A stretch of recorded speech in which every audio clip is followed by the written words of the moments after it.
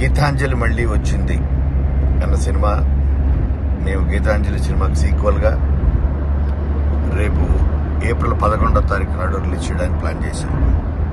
ఈ సినిమాని ఆపాలంటూ ఒక నిర్మాత ఎలక్షన్ కమిషన్ ఆఫ్ ఇండియాకి లెటర్ రాసినట్టుగా నా దృష్టికి వచ్చింది. ఆ లెటర్ కూడా నేను చదివాను.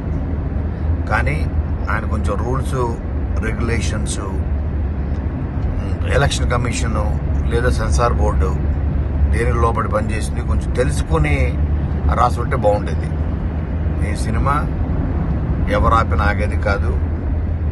ఎలక్షన్లకి సినిమాలకి దయచేసి ముడిపెట్టద్దు. సినిమా అన్నది ఏ పార్టీకి, ఏ కులానికి, ఏ మతానికి, ఏ వర్గానికి సంబంధించింది కాదు. కొన్ని వందల మంది కళాకారులు, అలాగే టెక్నీషియన్స్, సాంకేతిక నిపుణులు అందరూ కలిసి పనిచేస్తే తయారయ్యే సినిమా.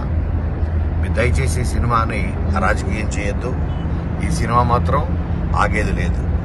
ఏప్రిల్ 11 నాడు ఎవరు అడ్డుపడినా, ఎంతమంది అడ్డుపడినా, ఎన్ని రకాలుగా అడ్డుపడినా ఈ సినిమా మాత్రం రిలీజ్ అయి తీరుతుంది. Thank you.